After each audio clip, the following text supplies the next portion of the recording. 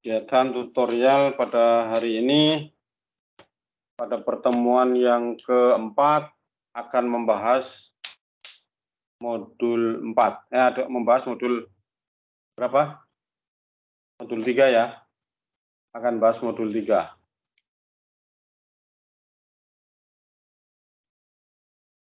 Modul 3 akan dipresentasikan oleh kelompok 3.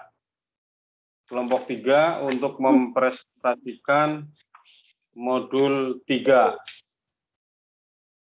Mohon maaf Bapak ngapunten, untuk kelompok 3 personilnya belum lengkap semua Pak. Untuk Mbak Mahisanya belum on, sama Pak Lukmannya juga di WA ini masih checklist Pak. Pripun nggih Pak? Kelompok 3. Enggak apa-apa. Bentar. Ini yang ada berarti Bu Erita. Yang ada Bu Erita. Bu Erita. Tapi materinya PPT-nya sudah dibuat belum Bu Erita? Sampun Pak. Modulnya modul 3. PPT-nya sudah ada, tinggal dibacakan saja Bu. Enggak apa-apa. Enggak apa-apa. Minta tolong Mbak Rifana tuh minta tolong itu ya PPT-nya ditampilkan di layar jenengan, bisa enggak ya? Untuk laptop saya enggak bisa connect ke ini Bu, PPT-nya. Saya kirimkan ke grup bisa. Nah, itunya ya Bu. Dikirim ke grup. PPT-nya dikirim ke grup. Iya Pak. Oke. Bentar, saya coba masuk dulu laptopnya ya. Saya ini pakai HP.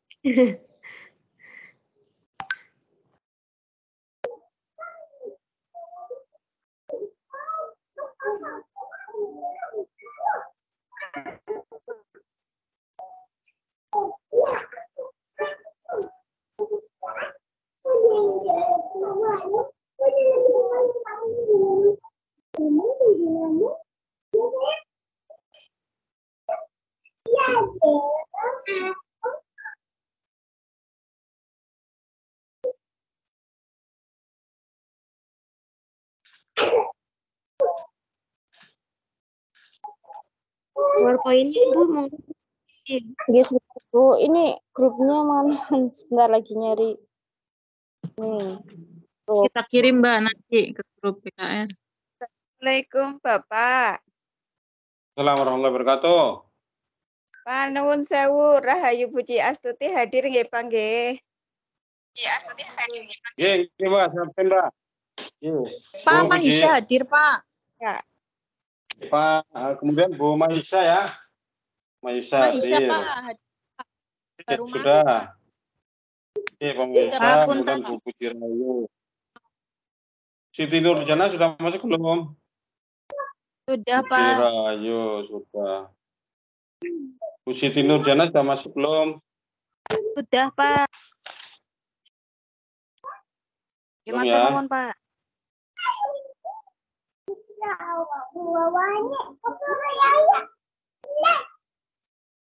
Pak punten Pak. Nggih, pripun? Matur nuwun. Bu. Nggih.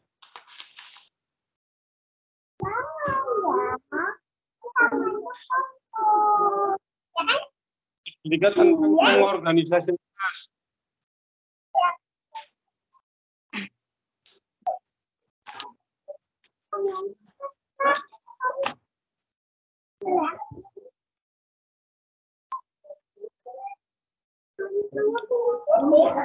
Iya kayak Neng.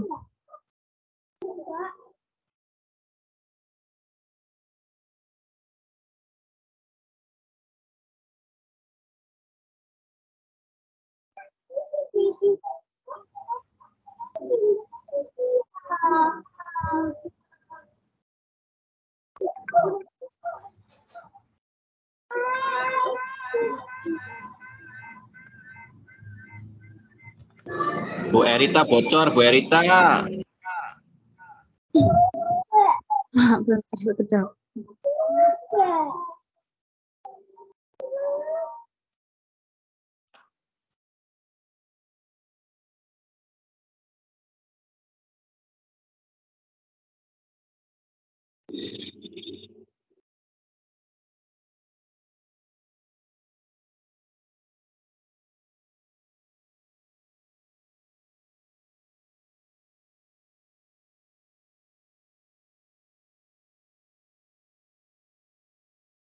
Sudah nampil belum, Ge?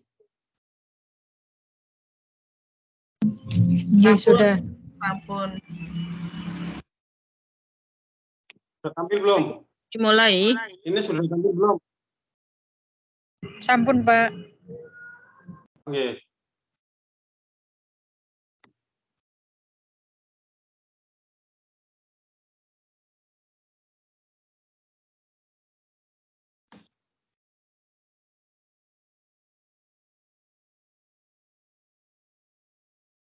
Mbak Erita, mau dimulai Mbak Erita apa saya? Nggih, monggo, Bu. Saya mulai nggih, Pak. Monggo, Bu. Assalamualaikum warahmatullahi wabarakatuh. Waalaikumsalam warahmatullahi wabarakatuh. Kami dari kelompok 3 akan mempresentasikan modul 3.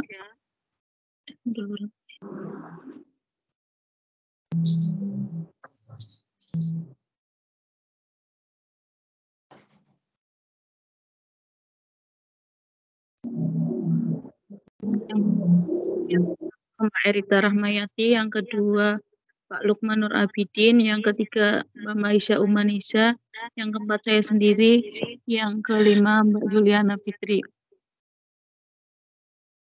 Dalam modul 3 itu KB 1 penataan ruang kelas.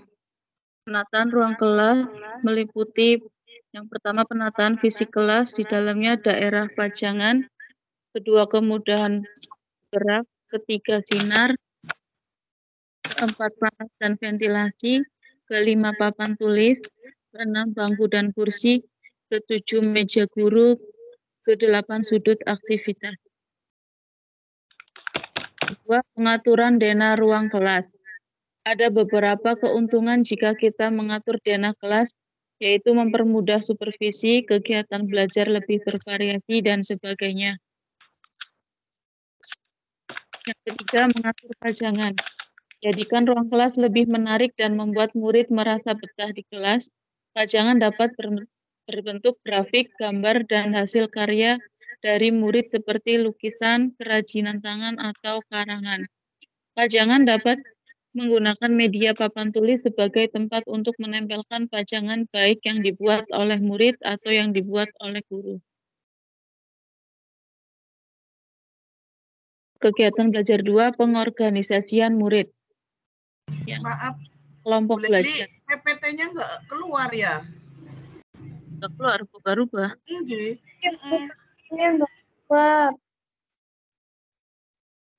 Sedap.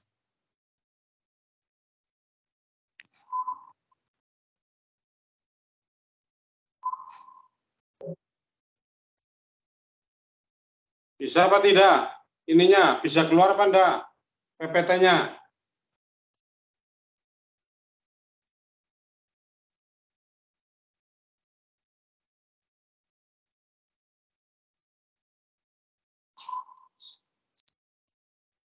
PPT-nya bisa keluar enggak? Kalau enggak nanti saya coba tak keluarkan.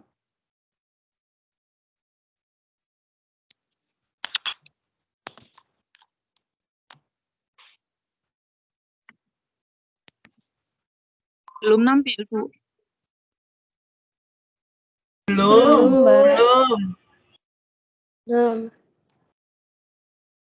Yang mau menampilkan siapa? Yang mau menampilkan PPT siapa? Saya, Pak Nur Laili, Pak. Belum tampak? Belum muncul. Tapi ini nggak muncul-muncul lagi. Coba menampilkan. Pakai laptop? Nggak, pakai laptop. Atau laptop nih, Pak.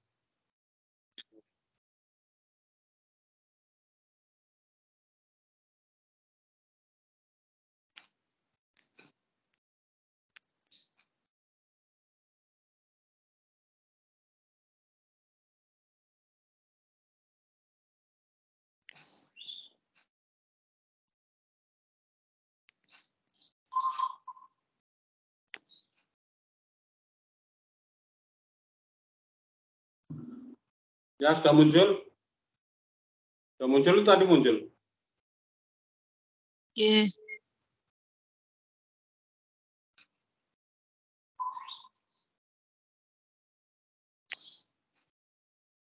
Sudah muncul nggak, Pak?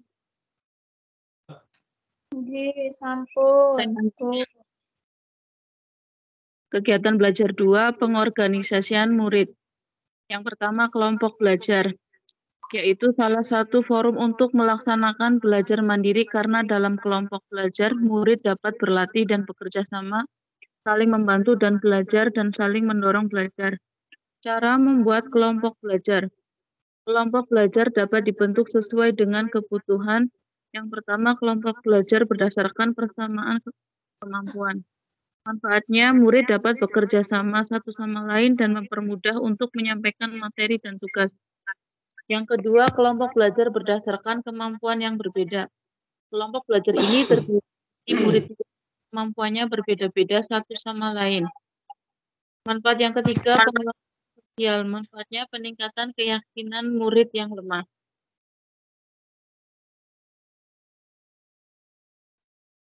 Merencanakan kegiatan kelompok belajar. 5 aspek dalam pembelajaran menurut Cohen tahun 1986. Yang pertama, menentukan bagaimana cara murid bekerja sama. Yang kedua, menentukan program pelatihan. Yang ketiga, memberikan tugas yang dapat dihasilkan oleh kelompok. Yang keempat, meletakkan dasar-dasar kerjasama teliti. Yang kelima, merumuskan bagaimana belajar bersama akan dievaluasi. Cara meningkatkan keterampilan belajar kelompok. Belajar dengan sistem kelompok ini berusaha agar murid satu tergantung pada murid lainnya dalam menyelesaikan pekerjaan. Yang kedua, bertanggung jawab bukan hanya pada dirinya tetapi perilaku murid lainnya. Yang ketiga, belajar mendengarkan dan menilai pendapat orang lain. Yang keempat, memberikan kesempatan pada murid lain untuk berbicara dan mengeluarkan pendapat. Yang kelima, belajar membuat ringkasan dan memberikan kontribusi terhadap kegiatan. Sumber belajar PSB. PSB adalah suatu cara yang baik untuk memantapkan dan memperkaya belajar murid-murid. Contoh cara memanfaatkan pusat sumber lain. Yang pertama, mengembangkan keterampilan atau konsep. Kecermatan, penerapan Suaranya konsep. putus-putus ya. Suaranya kok putus-putus. Mungkin sinyalnya, Pak. Monggo barangkali dari anggota kelompok lain bisa Oke, saya teruskan gitu. Ya, monggo. Pusat sumber belajar PSB itu sendiri adalah suatu cara yang baik untuk memantapkan dan memperkaya belajar murid-murid. Adapun contoh cara memanfaatkan pusat sumber belajar itu sendiri, yang pertama adalah mengembangkan keterampilan atau konsep yang terkait dengan kecermatan, penerapan konsep, penempatan sumber belajar, pengembangan beberapa bentuk penyimpanan, sehingga baik guru dan murid dapat menghabiskan waktu untuk belajar di PSB. Kemudian berkaitan dengan lembar kerja murid, slide selanjutnya, yaitu alat yang paling efektif untuk memaksimalkan penggunaan PSB. Adapun contoh penggunaan LKM itu, yang pertama adalah murid melakukan praktikum tentang pengaruh sinar matahari terhadap tumbuhan. 2. Berbagai potongan bambu yang merupakan contoh bentuk lingkaran dari berbagai ukuran. Dan yang ketiga, berbagai tanda rambu-rambu lalu lintas yang dibuat sendiri dan ditempatkan berjejer. Ada dari pembelajaran bergilir ini adalah kurang efisiennya terkait dengan waktu, kemudian materi yang diberikan sangat sedikit.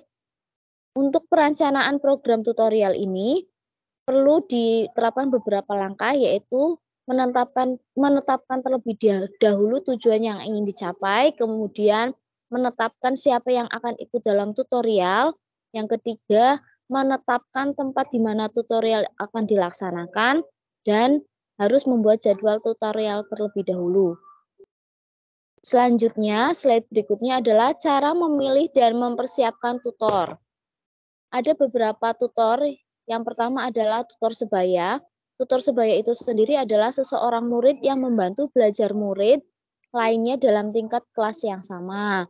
Tutor yang kedua adalah tutor kakak. Tutor kakak ini adalah tutor yang dipilih dari kelas yang lebih tinggi dan memiliki kemampuan di atas rata-rata karena berperan untuk membantu adik kelasnya dalam belajar.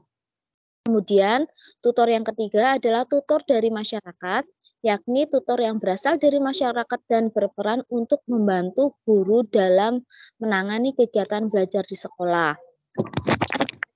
Tutor berikutnya dapat juga berupa penjaga sekolah sebagai tutor. Adapun penjaga sekolah dapat dimanfaatkan sebagai tutor sehingga dapat meringankan kerja guru dan membantu siswa dalam belajar. Kemudian selanjutnya yaitu dengan KP kedisiplinan kelas atau biasa disebut dengan ARK adalah aturan-aturan atau prosedur yang dirumuskan oleh guru dan dimengerti oleh murid untuk mengatur kegiatan dan perilaku sehari-hari, terutama dalam kegiatan belajar. Yang harus dipersiapkan di ARK adalah yang pertama, papan tulis, alat tulis, sumber belajar, dan tutor. Kegiatan siap atau stand by action adalah contoh kegiatan mempersiapkan siswa dalam pembelajaran. Adapun contoh kegiatannya yang pertama adalah membuat kartu huruf dan disimpan secara teratur di tempat yang aman. Kemudian menempatkan pot-pot bunga pada tempat tertentu. Contoh yang ketiga berupa mainan anak-anak berupa kartu-kartu, balok-balok, dan sebagainya. Dan yang terakhir bentuk permainan yang dapat diciptakan oleh guru. Kegiatan selanjutnya adalah kegiatan siap dalam pembelajaran. Kegiatan siap pembelajaran ini dapat berupa pembelajaran klasikal, yaitu teacher oriented, yakni diikuti dengan sedikit tanya jawab dan diakhiri dengan latihan tulis. Kemudian pembelajaran individual, pembelajaran yang terkait dengan persaingan sangat besar antara siswa satu sama lainnya. Kemudian pembelajaran dalam kelompok, yakni pembelajaran yang menyampurkan kelompok murid yang satu dengan kelompok murid yang lain, yang kemudian diberikan tugas pengamatan dan percobaan atau jenis permainan kelompok. Adapun cara pembelajaran dalam kelompok belajar itu meliputi 3 hal. Yang pertama adalah kelompok belajar campuran, 2 kelompok sama kemampuan, dan yang ketiga adalah kelompok sosial. Monggo saya kembalikan lagi ke moderator Bu Nur Laili.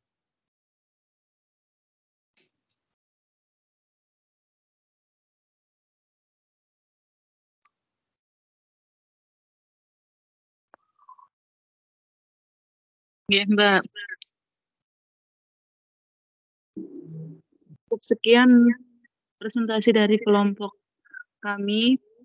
Monggo teman-teman barangkali ada yang mau dipertanyakan. Kami membuka pertanyaan. Tinggal 3 pertanyaan.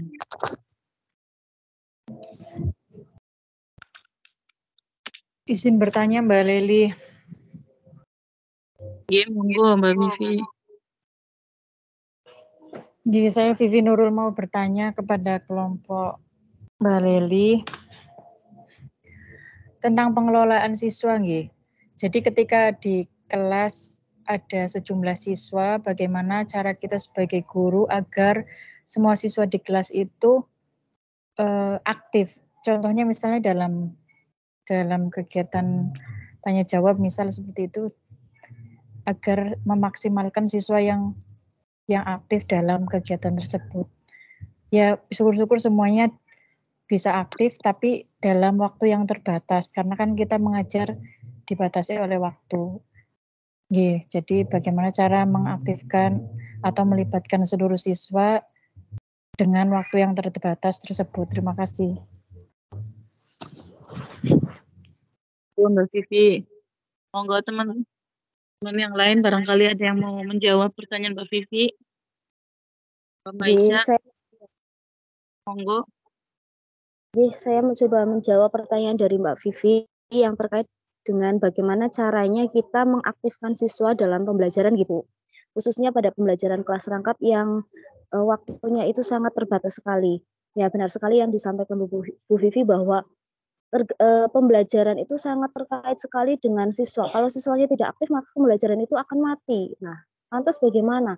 Ya, lanjut lagi kepada gurunya itu sendiri, bagaimana caranya untuk memotivasi atau memberikan strategi atau metode yang baik untuk pembelajaran tersebut. Misalnya metode yang kita gunakan adalah scientific. Jadi nanti pada pembelajaran ini anak-anak diberikan simulasi terlebih dahulu, rangsangan berupa pemberian video itu berkaitan dengan materi yang akan kita ajarkan. Kemudian nanti selanjutnya kita akan memberikan pengarahan bahwa di dalam video itu terdapat banyak sekali informasi yang tentunya akan menimbulkan pertanyaan di benak siswa-siswa tersebut.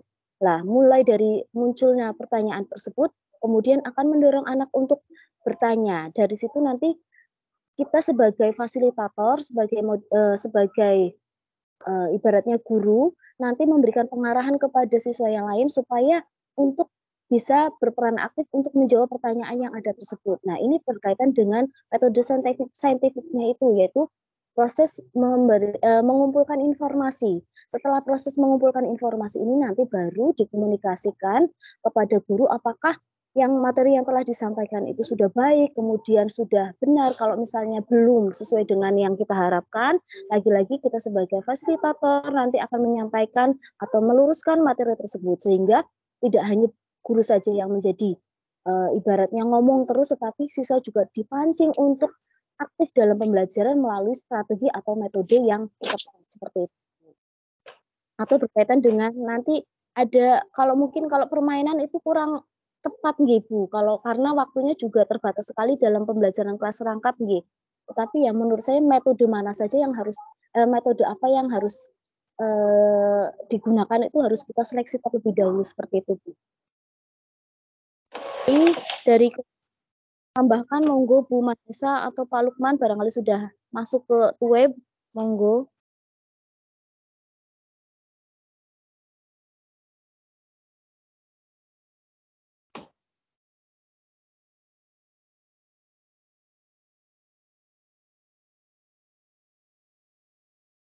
Jawabannya sudah cukup bagus ya, sudah lengkap. Dilanjut pertanyaan yang lain, Bu. Nggih, monggo Bapak Ibu pertanyaan kedua dibuka lagi nggih. Saya izin bertanya, Bu Laili. Nggih, Bu Rahayu. Saya Ika Rizky Fauzi mau bertanya ya Mbak. Apa pengaruhnya penataan ruang kelas seperti meja duduk, pajangan kelas, dan pajangan-pajangan itu bagi proses pembelajaran Mbak? Pengaruhnya bagi proses pembelajaran.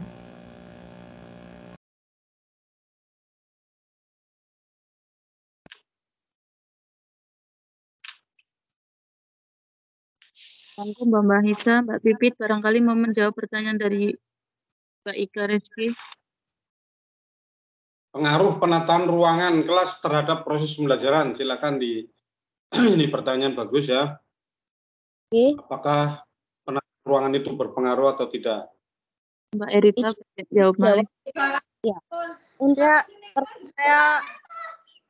mau Sini menjawab ya Bu. Oh, gimana? Gantian dulu sama siapa Bu?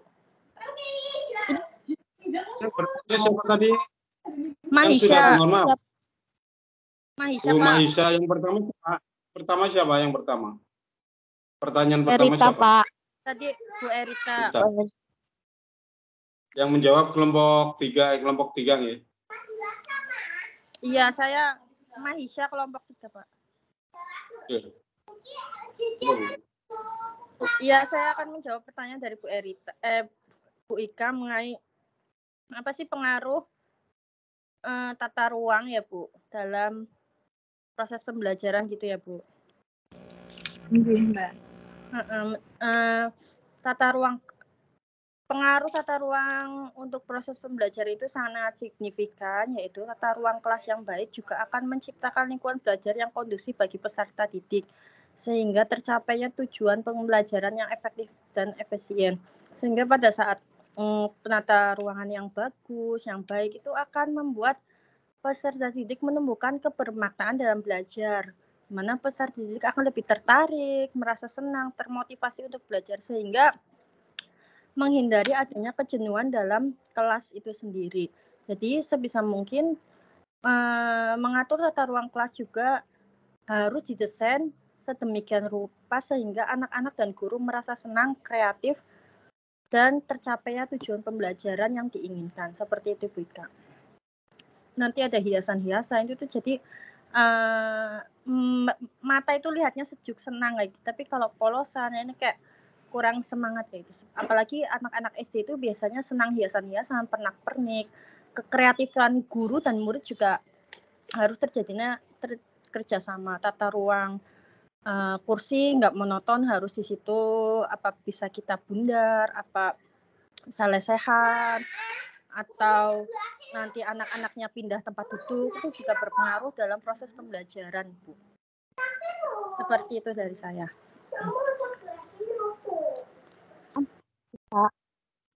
Bagus jawabannya. Ditambah itu ya, di penataan ruang kelas juga, di samping penataan ruang kelas juga penataan tempat duduk siswa. Tempat duduk siswa. Jadi disesuaikan dengan kondisi siswa. Yang penglihatannya terganggu jangan ditaruh di belakang.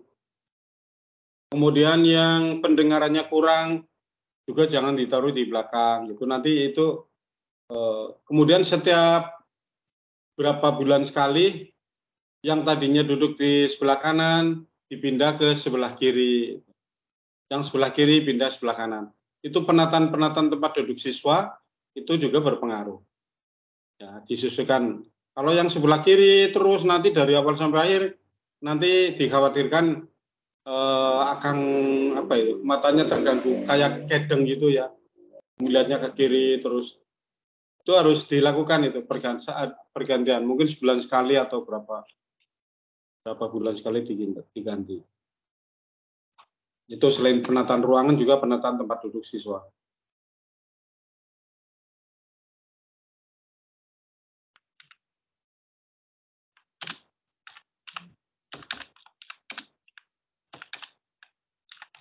Bagaimana Mbak Kersi jawaban dari Mbak Maisha? Nggih, Mbak sudah puas, cukup puas.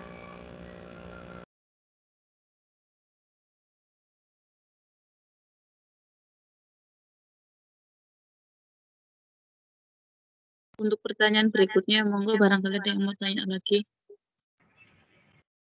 Bu Leli, boleh tanya? Oh. Ibu monggo, Bu Santi. Yeah. Di halaman 3.52 itu kan ada kegiatan siap. Kegiatan siap itu apa yang dimaksud dengan kegiatan siap? Terus apa contoh konkretnya ya yang terjadi dalam pembelajaran? Terus bagaimana cara guru itu mengatasi masalah tersebut? Itu aja, terima kasih.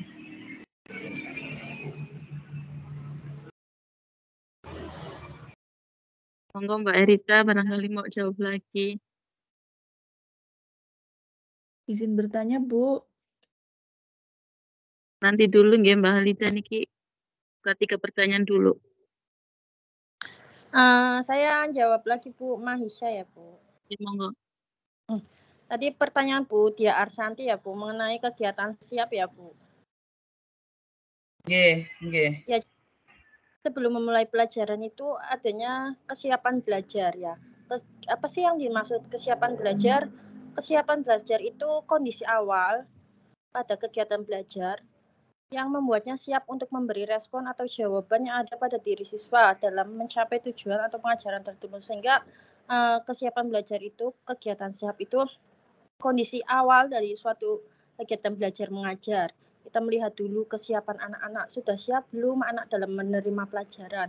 Kalau belum siap, kita kondisikan biar di kelas itu mempunyai kesiapan belajar.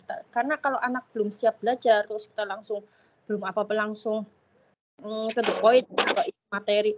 Itu tuh anak belum, ibaratnya kalau kita tidur tuh nyawa belum kumpul langsung dimakan jelep-jelep kan kayak kesenggeruk gitu ya Bu. Jadi kan harus adanya kesiapan belajar untuk mencapai tujuan tertentu dan memberi respon yang baik kepada siswa, sehingga kalau siswanya sudah sekiranya siap untuk belajar, siap tidak belajar hari ini, atau memberi motivasi. Contoh konkretnya dilihat awal-awal, siapkan dulu, berdoa, begitu ya Bu, berdoa, terus memberi motivasi untuk siap nggak belajar, kasih motivasi juga untuk selalu bersyukur, begitu. Intinya kesiapan belajar juga bertujuan untuk mempengaruhi hasil akhir dari proses pembelajaran. Kalau siswa sudah siap, guru sudah siap, insya Allah proses pembelajaran bisa berlangsung dengan baik, seperti itu Bu.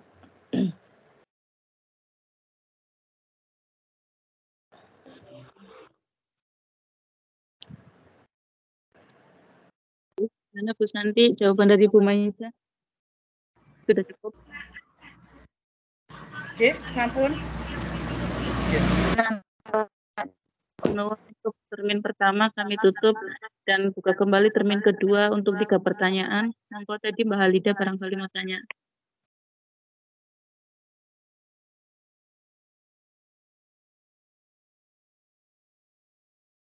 Apa sudah tidak ada lagi? Kalau sudah tidak ada lagi pertanyaan, presentasi dari kelompok kami akan ditutup ya Pak. Itu Presentasi dari modul 3 itu berapa kegiatan belajar? 2 Pak. Berapa kegiatan belajar? Mbak, maaf Mbak, baru join lagi. Ini Mbak, pertanyaan saya, gimana cara menanggulangi atau membentuk tutor sebaya itu agar efektif gimana Mbak? Di mana kan kemampuan siswa itu kan berbeda begitu. Oke, Bu Halida.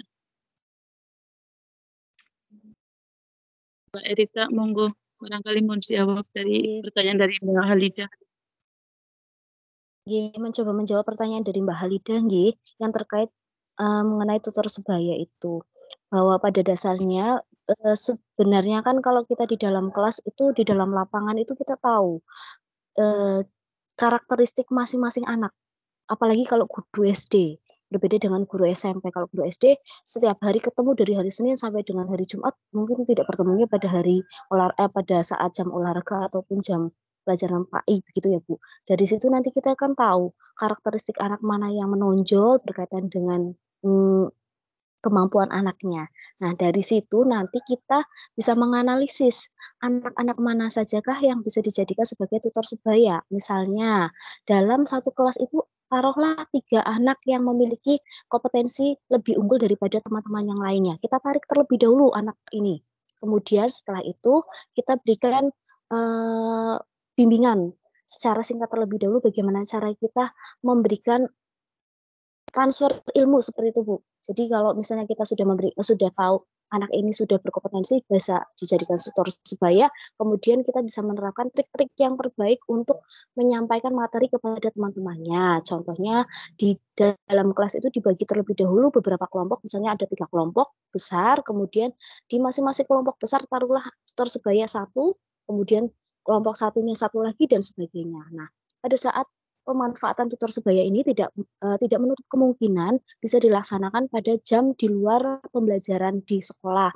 Bisa juga membentuk kelompoknya itu pada lingkungan tempat tinggal, Bu. Jadi kalau misalnya anak-anak itu memiliki tutor sebaya di lingkungan di tempat tinggal yang dekat, maka bisa masuk ke situ. Nah, nanti bisa menjelaskan mengenai materi-materi yang sulit. Nah, kalau misalnya materi-materi itu sudah disampaikan, kemudian kita cross-check lagi, Bu, apakah materi yang telah disampaikan tutor sebaya itu mengena kepada sasarannya. Kalau misalnya belum mengena, kita kembali lagi, kita mengadakan review atau pemberian materi kembali kepada anak-anak secara global atau secara keseluruhan.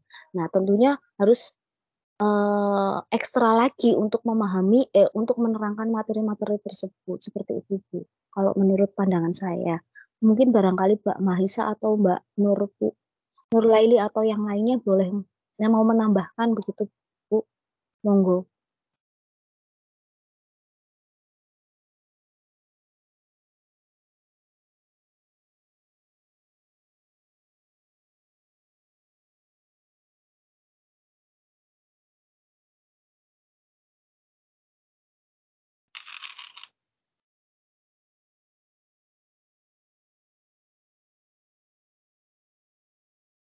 Sudah cukup, Mbak Rita. Iya, sudah cukup jelas, Bu, jawabannya. Nggih, Bu.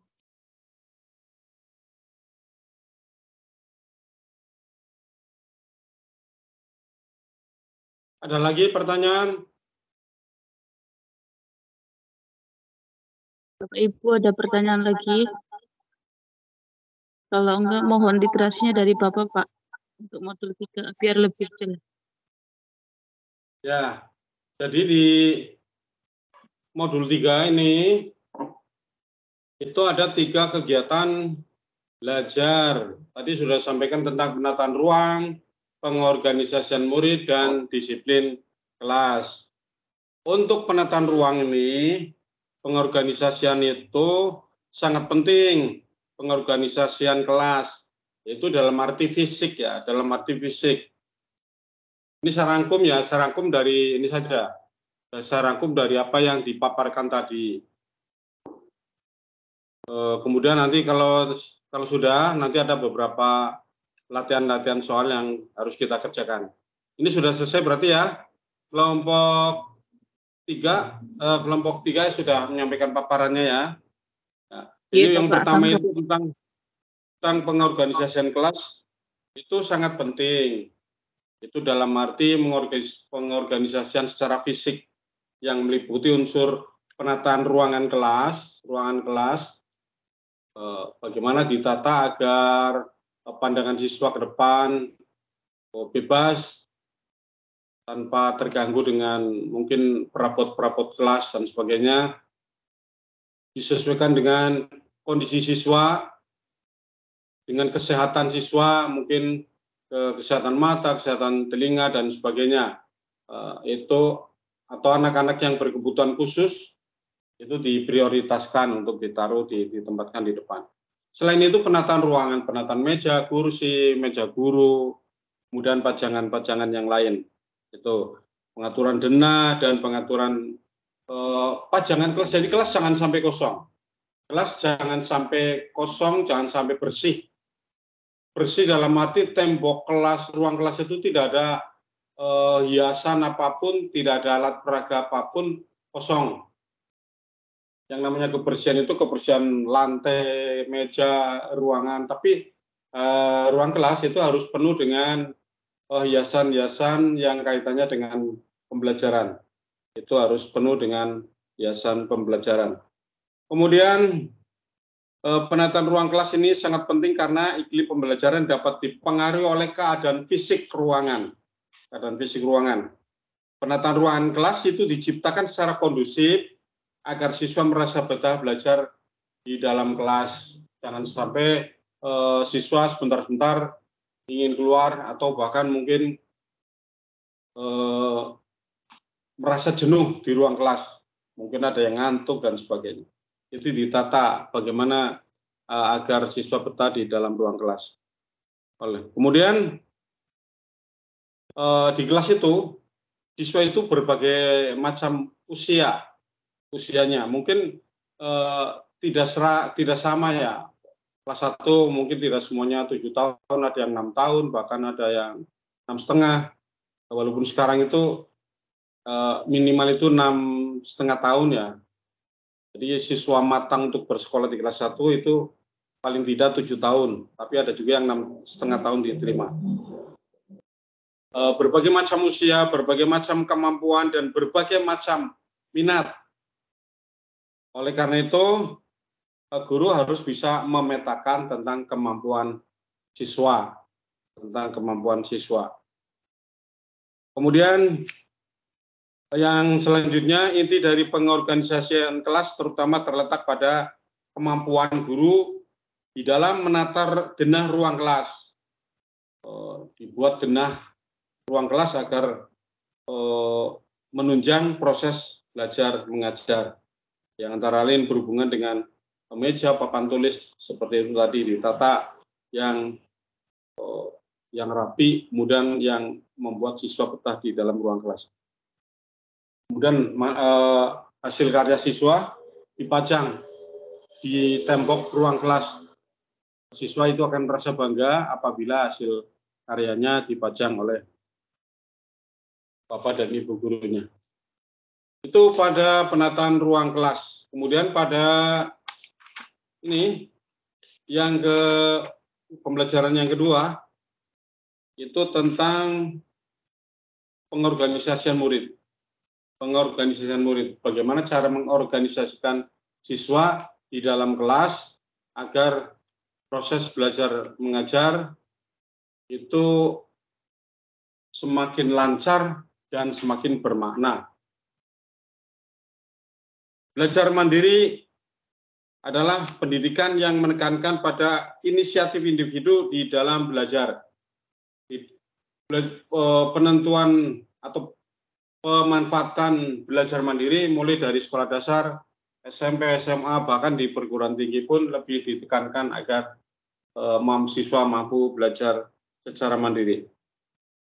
Belajar mandiri ini suatu kondisi di mana siswa mengambil inisiatif sendiri, baik dengan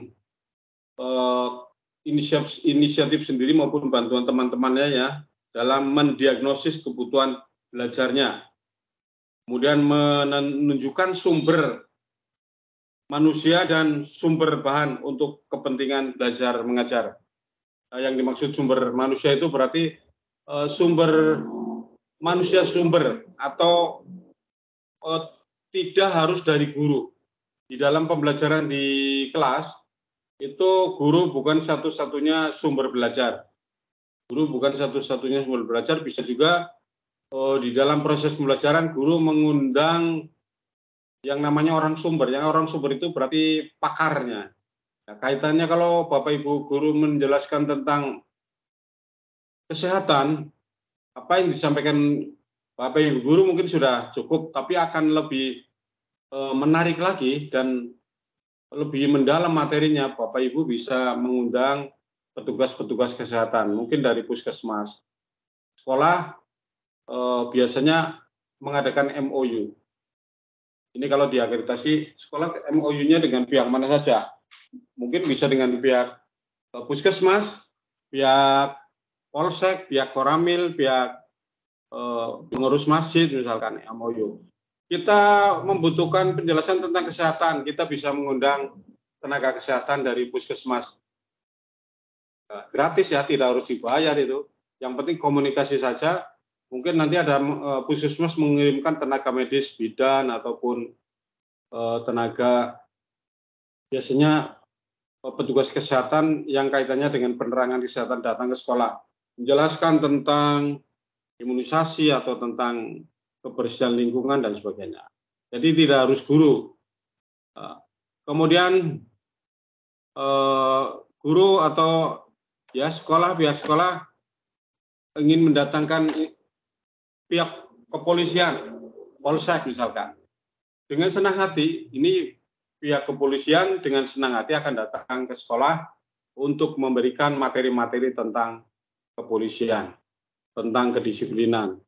Nah, itu bisa diundang. Tadi anggota polsek mungkin datang, bisa juga masuk kelas, tidak masalah. Jadi akan lebih menarik lagi, tidak harus guru ya, tidak harus monoton guru. Kelas itu bisa kadang ada bidan masuk ke kelas, kemudian polisi masuk ke kelas, tentara masuk ke kelas, menjelaskan yang kaitannya dengan profesi-profesi mereka. Ini akan lebih menarik. Jadi jangan monoton guru, tapi itu tidak. Ini sudah ada MOU, jangan khawatir bahwa nanti akan bayar atau ngasih transport dan sebagainya. Itu pihak koramil, pihak polsek, pihak puskesmas dengan senang hati akan datang ke sekolah-sekolah untuk memberikan penerangan itu. Kalau tidak di kelas, mungkin pada satu upacara bendera di sekolah itu bisa.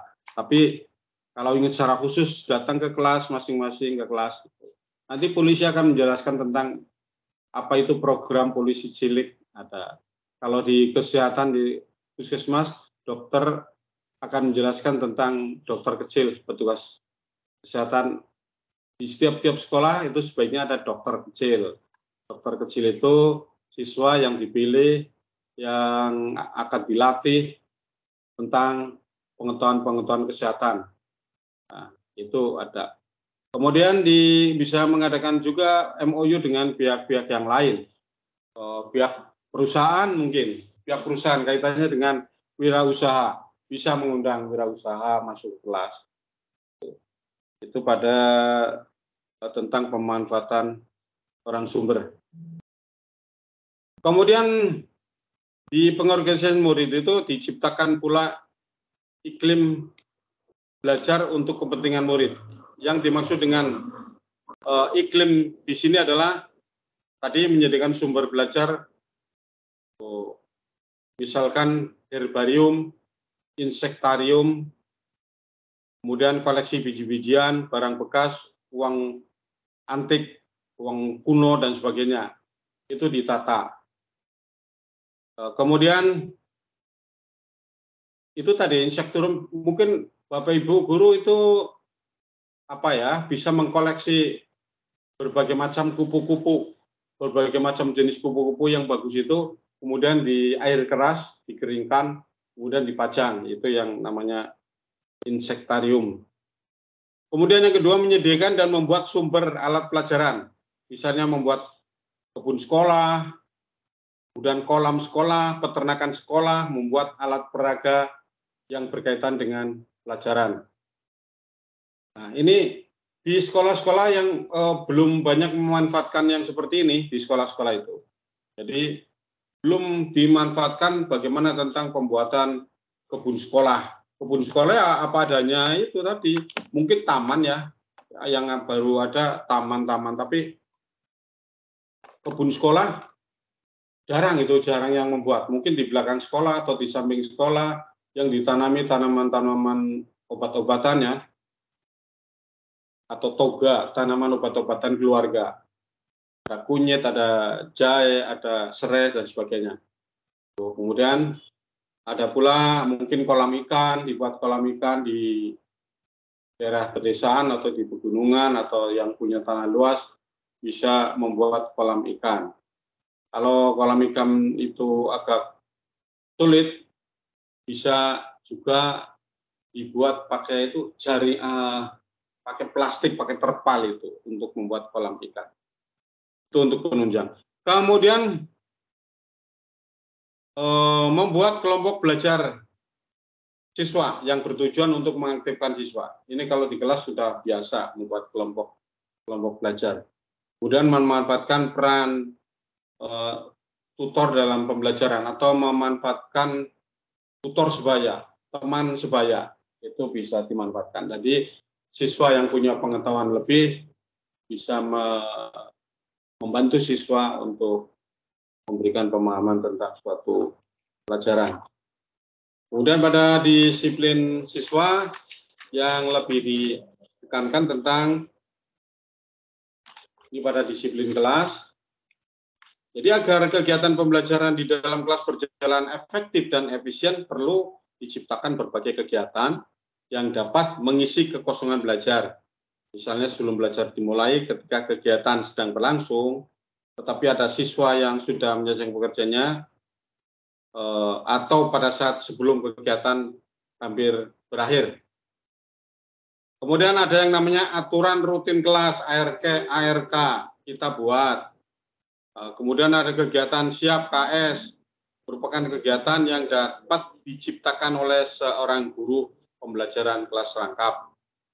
Jadi, kemudian di dalam PKR pembelajaran dapat dilaksanakan melalui 3 jenis, secara klasikal, secara kelompok, dan secara individual.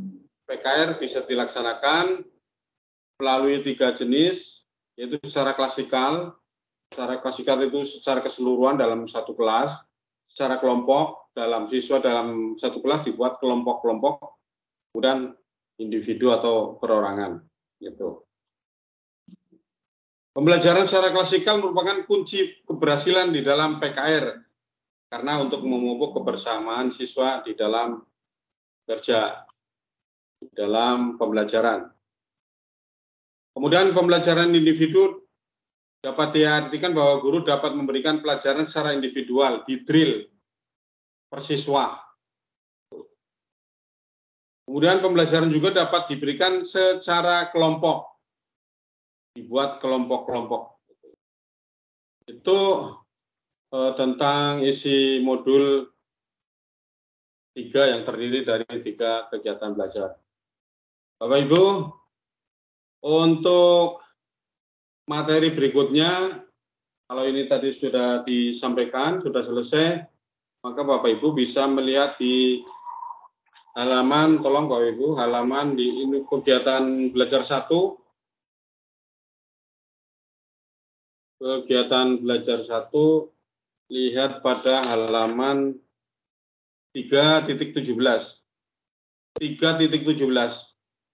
Tolong Bapak Ibu, untuk KBS 1 halaman 3.17, yaitu pada latihan soal. Jadi untuk memperdalam pemahaman Bapak Ibu di modul 1, ini latihan ini dikerjakan, kemudian nanti ditulis dan kita diskusikan, dijawab secara lesan nanti. Jadi secara bergilir, siapa akan menjawab nomor 1, nomor 2, dan nomor 3. Ini ada 3 soal. Silakan di halaman 3.17 ada latihan untuk memperdalam pemahaman Anda mengenai materi modul 1, kerjakan latihan berikut. Nomor 1, sebutkan aspek penting yang perlu diperhatikan pada pengorganisasian kelas. Jadi aspek yang penting ketika kita akan melakukan pengorganisasian kelas itu apa? Apa yang harus diperhatikan? Itu nomor 1. Kemudian yang kedua, mengapa penataan tempat duduk yang kaku menghambat Anda untuk memberikan umpan balik, supervisi, dan monitoring? Jadi tempat duduknya mungkin monoton, berjejer, semua siswa menghadap ke depan, semua itu kan monoton, kaku. Itu mengakibatkan Bapak Ibu guru di dalam memberikan umpan balik, supervisi, dan monitoring kurang berjalan dengan lancar. Itu dijelaskan.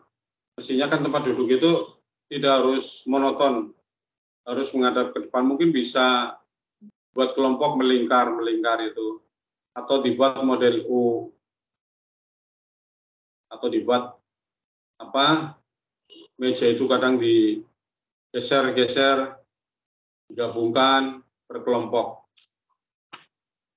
Yang ketiga, mengapa bermain peran sangat penting bagi siswa? Mengapa bermain peran sangat penting bagi siswa? Yang dimaksud bermain peran itu misalkan dalam materi tentang Pangeran Diponegoro. Bapak Ibu menjelaskan tentang materi menjelaskan tentang Pangeran Diponegoro atau tokoh-tokoh pahlawan yang lain.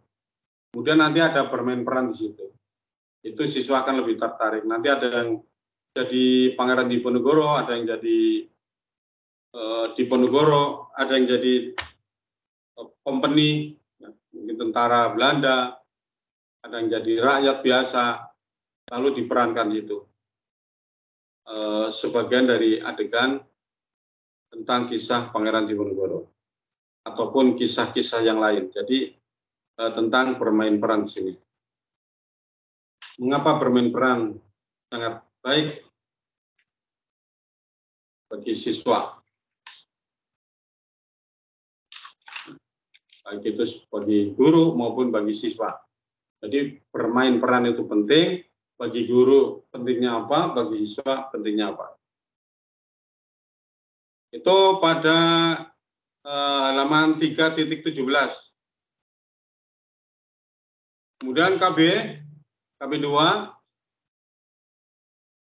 Nanti KB2 itu Bapak Ibu buka halaman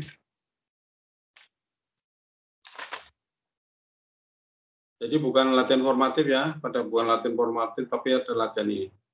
Pada halaman 3.44. 3.44. Jadi untuk memberikan pemahaman Anda pada materi kegiatan belajar 2, yaitu tentang pengorganisasian murid, itu ada soal yang harus dikerjakan. Contoh begini. Bagaimana, apakah Anda sudah memahami uraian KB2 ini? Jadi kalau sudah, kalau belum berarti harus diulang dan diulang. Ini ada soal cerita, semacam soal cerita, tapi nanti Bapak Ibu menjawabnya. Misal ini ada di sini SD Sambu, murid kelas 2, hanya 1 orang, sedangkan murid kelas 4 terdiri dari 5 orang. Oleh karena ruang kelas terbatas, maka kelas 2 dan 4 digabung dalam satu kelas. Anda mengajar rangkap di 2 kelas tersebut.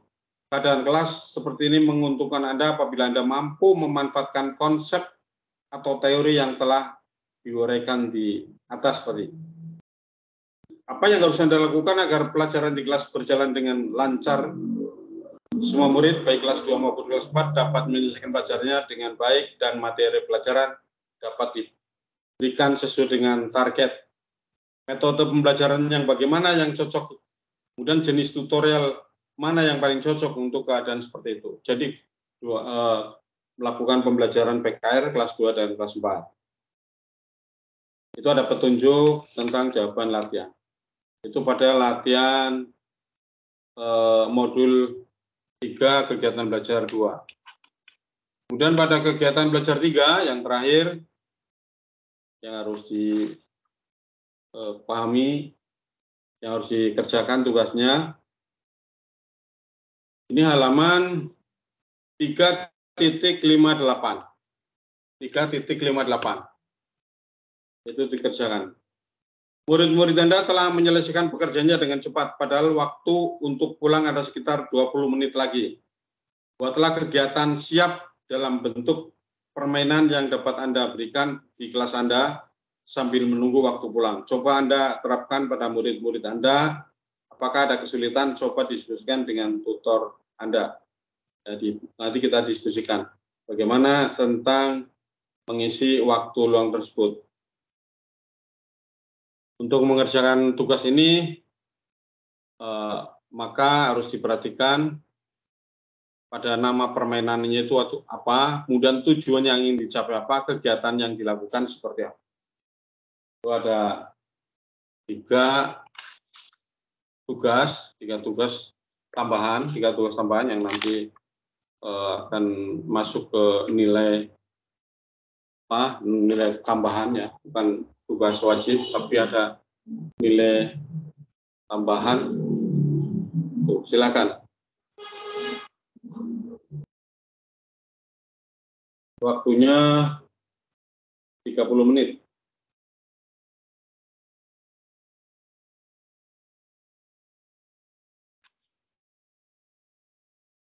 Setiap soal 10 menit.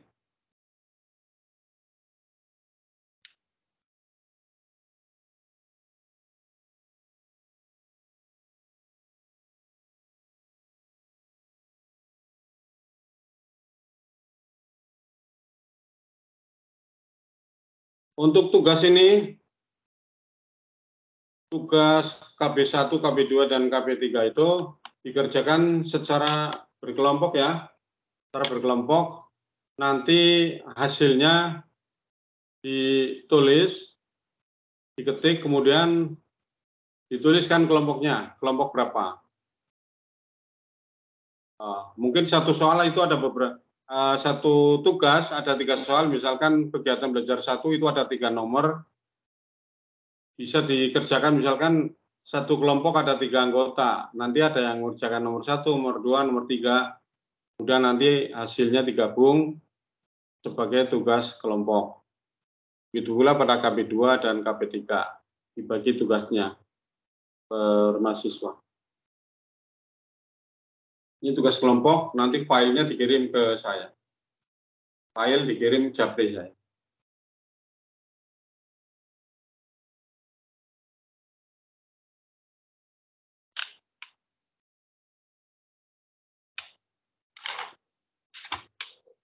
Bapak mau tanya ini berarti pakai PPT, Pak? Tidak usah. Tidak usah diketik saja biasa. Di Word ya, Diketik Pak? saja biasa. Ya, diketik biasa. Iya, Pak. Nanti tinggal libat saja. Hasilnya tinggal libat saja.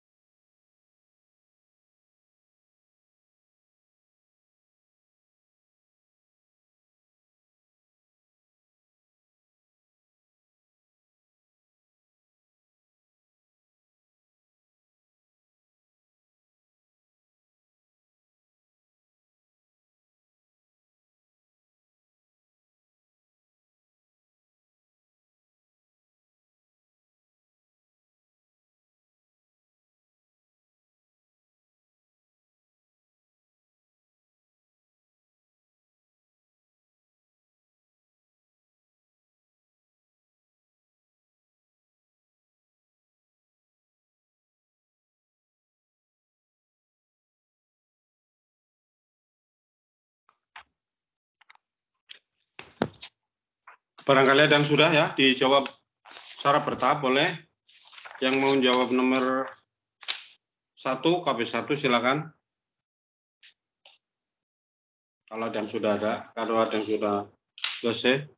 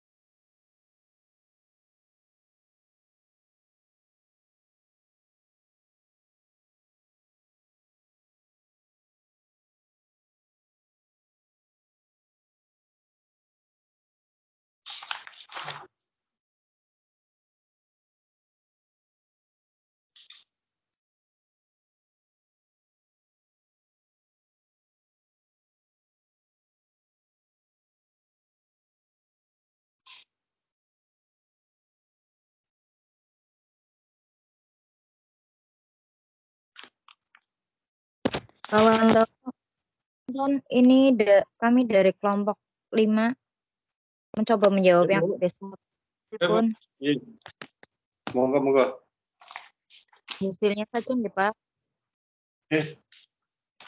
Oke. Untuk KB1 nomor 1 aspek penting yang perlu diperhatikan pada pengorganisasian kelas itu ada 2 segi. Dari segi yang pertama dari segi fisik itu meliputi penataan ruang kelas, pengaturan denah, dan pengaturan pajangan. Yang kedua dari segi kegiatan kelas meliputi kegiatan kerja individual, mengerjakan soal, kerja berpasangan, diskusi kelompok, mendengarkan atau menyaksikan audio, visual, dan kerja kelompok. Untuk yang nomor 2, mengapa penataan tempat duduk yang kaku menghambat Anda untuk memberikan umpan balik, supervisi, dan monitoring? Kalau dari segi murid, karena tempat duduk yang seperti itu bisa membuat peserta didik tidak nyaman ya, sehingga kesiapan peserta didik berkurang dan hal ini dapat menyebabkan proses pembelajaran itu tidak kondusif. Kalau dari segi guru karena tadi penataan tempat duduknya kaku itu sehingga guru tidak bisa memantau semua peserta didik satu persatu secara maksimal karena kan posisinya tidak menguntungkan untuk guru tersebut. Jadi umpan balik, supervisi, dan monitoring juga agak kesusahan. Untuk yang nomor 3, mengapa bermain peran sangat penting bagi murid-murid dari segi siswa ini? Karena bermain peran itu dapat memotivasi siswa, meningkatkan kemampuan berbahasa dan berkomunikasi siswa, meningkatkan kemampuan berinteraksi sosial, mengasah kemampuan berpikir, serta melibatkan mereka dalam kehidupan nyata. Sedangkan dari guru itu sangat penting karena dapat melatih kreativitas guru dalam memberikan metode pengajaran terbaik untuk anak-anak. Oke, begitu Pak dari kelompok kami, kelompok 5 untuk KB1. Untuk yang lain menyusul nggih Pak, matur nuwun. Ini dari kelompok 5 Bung Ye, dari kelompok 5 ini. Ya. Anggotanya siapa saja Bung kelompok 5? Anggotanya Siti Nurjana, Dewi Ratnawati, ya. Mbak Wakiah, Halida Asofa, dan Sulistianing Tias. Oh nggih Bu. Nanti ya, nanti hasilnya di-share ya. Hasilnya di-share nanti. Nggih, matur nuwun Pak. Bu. Bagus jawaban dari kelompok 5 sudah lengkap. Sekarang silakan dari kelompok lain.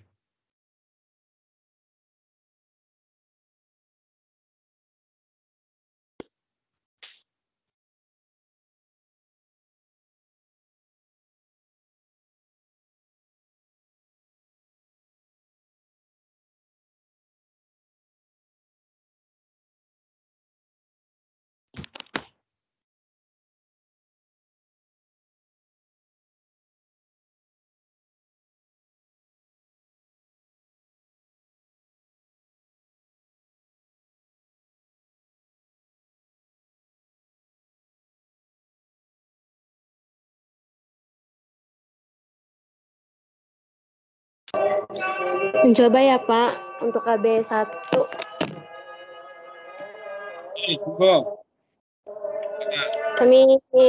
Kami dari kelompok 1 akan mencoba menjawab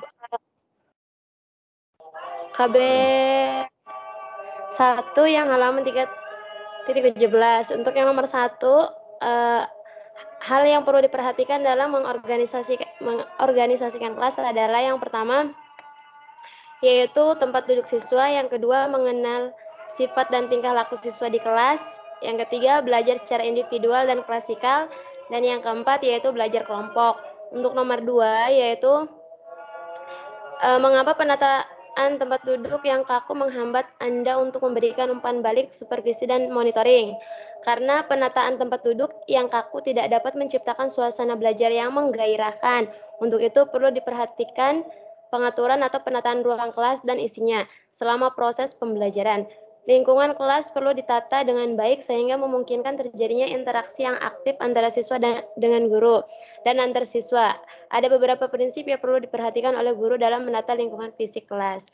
Kemudian bagi siswa, kondisi dan posisi tempat duduk dapat menentukan tingkat aktivitas belajar siswa di kelas. Hal tersebut disebabkan karena tempat duduk yang nyaman akan membantu siswa untuk tenang dalam belajar dan dapat pula menimbulkan gairah belajar bagi siswa. Siswa yang memiliki gangguan penglihatan dan pendengaran sebaiknya duduk di depan sehingga dapat belajar dengan baik dan efektif. Kemudian untuk nomor 3, salah satu manfaat bermain peran yaitu anak dapat menghayati dan menghargai perasaan orang lain. Belajar bagaimana membagi tanggung jawab, kemudian mengambil keputusan dalam keadaan yang spontan, dan merangsang anak untuk berpikir serta memecahkan masalah.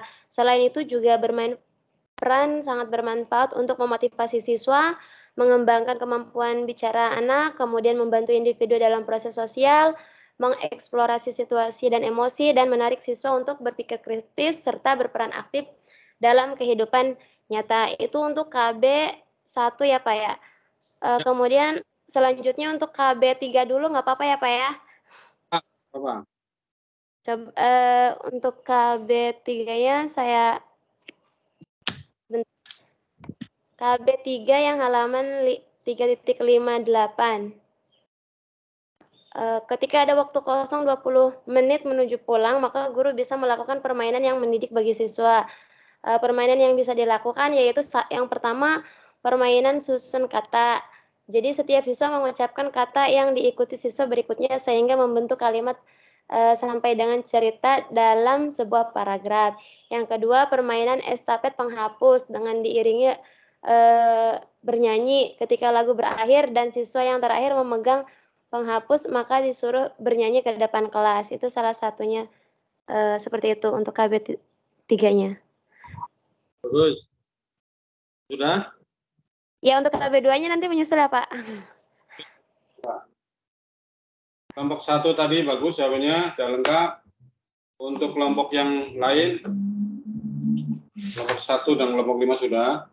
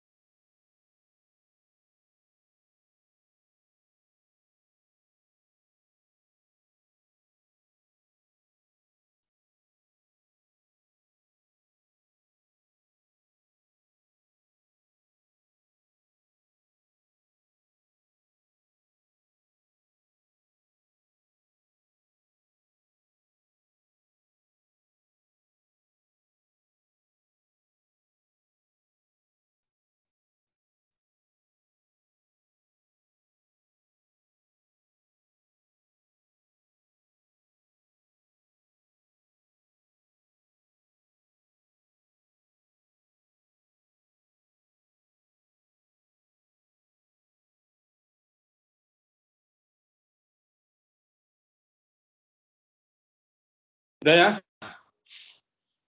Ada lagi yang mau nyampaikan?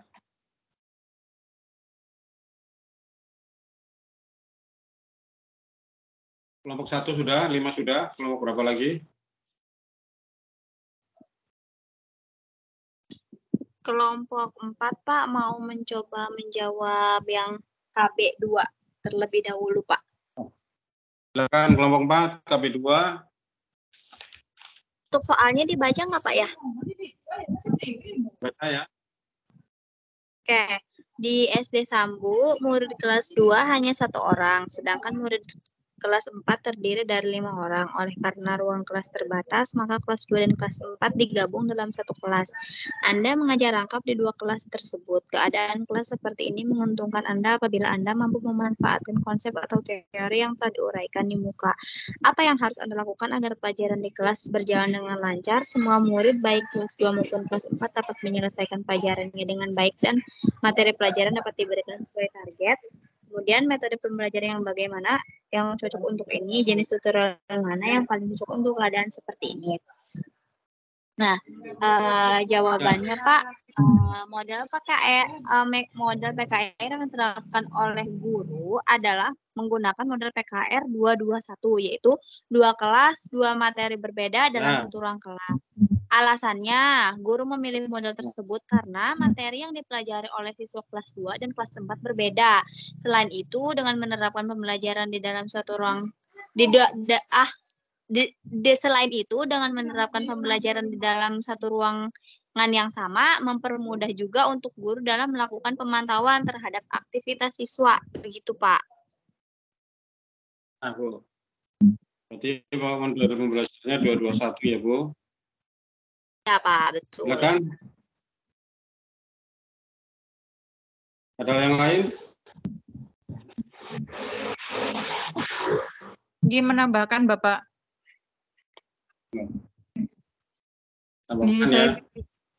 Saya Vivi Nurul dari kelompok 1. Tadi KB2, kelompok kami sepakat dengan kelompoknya Bu Herlina bahwa menggunakan model 221. Kemudian kami menambahkan untuk metode pembelajarannya, karena siswanya bisa dikatakan sedikit, untuk efisiensi kami menggunakan metode pembelajaran niku Pak, tematik terpadu gitu Pak. Kemudian jenis tutorialnya kita bisa menggunakan ini ya Pak, langsung kontekstual gitu, atau agar siswanya itu mengalami pengalaman langsung. Terima kasih Pak. Terima kasih Bu. Jadi menggunakan pembelajaran tematik ya Bu. Ya. Tapi kalau sekarang, kalau pembelajaran kurikulum Merdeka kan di kelas 1-4 pakai kurikulum Merdeka itu berarti mata pelajaran ya. Mungkin tematiknya itu untuk kelas 2 dan kelas 4-nya mapel. Kelas 4-nya kan, kelas 4-nya sudah mapel. Jadi bisa ketika kita memberi penjelasan materi pelajaran ke kelas 2 berarti tematik, kemudian ketika memberi penjelasan ke kelas 4 pakai mapel atau yang pakai mata pelajaran. Jadi tematik hanya untuk kelas 2. Nggih, Pak. Terus ada lagi kelompok lain yang akan menjawab. Tadi kelompok 4 jawabannya sudah bagus tentang pelaksanaan PKR dengan model 221. Kalau di luar pulau itu maksudnya kalau dijawab satu kelas kadang nggak nyampe 10 ke atas ya, tapi kalau di luar pulau itu mungkin di daerah terpencil satu ruang hanya 1 orang, ada 2 orang, ada 4 orang, sehingga akan lebih efektif digabung. Dan memang kondisinya di sekolah di sana gurunya paling hanya kepala sekolah dengan 1 orang guru, kadang hanya 2 ada 3 guru gitu, masih kurang sekali. Sehingga PKR itu ada yang jawab lagi kelompok lain, maksudnya kelompok 1, kelompok 4, 5, kelompok 2 dan 3. Iya, monggo. Mau menjawab dari kelompok 2 ya, Pak. Wiwin Winarsi. Oke. Bagian Wiwin Winarsi, Pak. Nggih. Yang 3.58 ya, Pak. Soalnya nih Pak, murid-murid Anda telah menyelesaikan pekerjaannya dengan cepat. Padahal waktu untuk pulang ada sekitar 20 menit lagi.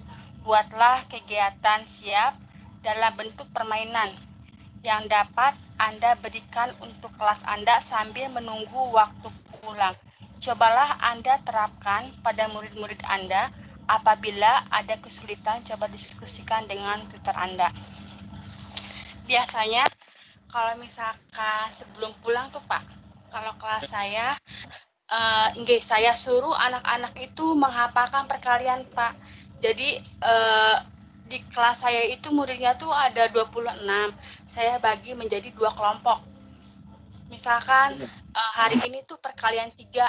Jadi setiap kelompok itu saya suruh untuk menghafalkan perkalian Pak. Jadi kata saya, siapa yang paling kompak, membacakan perkalian tanpa melihat, nanti pulang duluan, kata saya digituin. Selanjutnya nih, misalkan kelompok 1 lebih kompak ya Pak. Maksudnya udah pada hafal perkalian 3 atau perkalian 4. Nanti sama saya dikasih pertanyaan tuh. Misalkan, siapa yang mau pulang duluan sama saya itu dikasih pertanyaan perkalian. 3 kali 4. Nah, anak yang bisa menjawab pertanyaan tersebut pulang duluan gitu, Pak. Ya, Bu. Bagus. Pertanyaan bergilir ya, pertanyaan bergilir. Jadi kalau yang menjawab pulang. Bagus, boleh bisa dilaksanakan. Oke, matur suwun, Pak. Yang terakhir kelompok 3 ada yang mau menyampaikan? Mungkin ada salah satu soal yang sudah selesai. Saya mau menyampaikan, saya akan mencoba menjawab dari kelompok 3, Pak. Ini Bu Yuliana ya, Yuliana Fitri ya. Saya akan menjawab KB 1 ya Pak, halaman 3.17. Yang pertama, sebutkan aspek penting yang perlu diperhatikan pada pengorganisasian kelas. Yang perlu diperhatikan itu yang pertama pengaturan tempat duduk siswa, terus yang kedua mengenal sifat dan tingkah laku siswa di kelas, yang ketiga belajar secara individual dan klasikal, dan yang keempat belajar kelompok. Selanjutnya yang nomor 2, mengenal duduk yang kaku menghambat Anda untuk memberikan umpan balik, supervisi, dan monitoring. Pengaturan tempat duduk siswa dalam pembelajaran merupakan faktor penting dalam pengaturan kelas. Hal tersebut dikarenakan memungkinkan terjadinya interaksi yang baik antara guru dan siswa, sehingga dapat terwujudnya optimalisasi pembelajaran di kelas. Terus yang nomor 3, mengapa bermain peran sangat penting bagi murid? Karena bermain peran untuk memotivasi siswa, mengembangkan kemampuan bicara anak, membantu individu dalam proses sosial, mengeksplorasi situasi dan emosi, selanjutnya menarik siswa untuk berpikir kritis, serta berperan aktif dalam kehidupan nyata. Pak, nanti KB 2-3-nya menyusul ya Pak. Nggak apa-apa, nanti dikirim aja di Capri. Ya, terima kasih. Teman-teman mahasiswa, hari ini pertemuan yang keempat sudah selesai, karena sudah jam 12 ya. Mudah-mudahan ini kita bertemu di pertemuan yang kelima. Di pertemuan kelima nanti ada tugas kedua. Tugas tutorial kedua, seperti yang saya sampaikan, itu tugas tutorial yang kedua, prakteknya itu nanti akan melakukan simulasi ya, melakukan berdasarkan RPP yang sudah dibuat. Nah, nanti tugasnya saya share aja. Kemarin kan belum di-share ya tugasnya, tugas tutorial kedua nanti saya sampaikan. Ada kelanjutannya dengan RPP yang sudah dibuat kemarin. Saya kira itu. Tolong videonya dinyalakan ya. Videonya nyalakan dulu, akan saya screenshot. Belum berakhir tutorial, video nyalakan.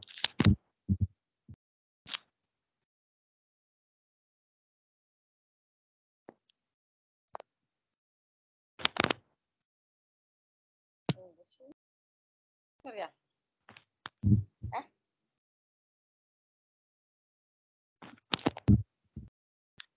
Terima kasih.